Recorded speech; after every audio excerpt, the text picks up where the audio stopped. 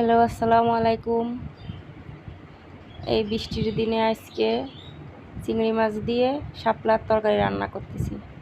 চিংড়ি মাছটা ভেজে নিলাম, মশলাটা বেটে নিলাম, মরিচটাও হালকা ছেঁচা দিয়ে নিলাম ওর সাথে।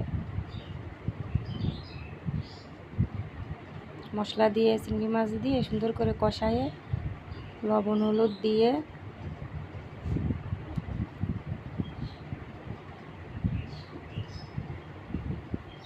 মশলাটা ভালোভাবে কষাই নিলাম। একটু ভাজা ভাজা করে হালকা একটু পানি দিয়ে দিলাম। তারপরে দিয়ে দিলাম ধুয়ে রাখা শাপলা। অল্প পানি দিছি, শাপলায় পানি ছাড়ে, এই জন্য অল্প একটু পানি দিছি। তরকারি রান্না শেষ। এখন ওই যে বাটা মশলা দিয়ে তরকারিটা নামিয়ে নেব।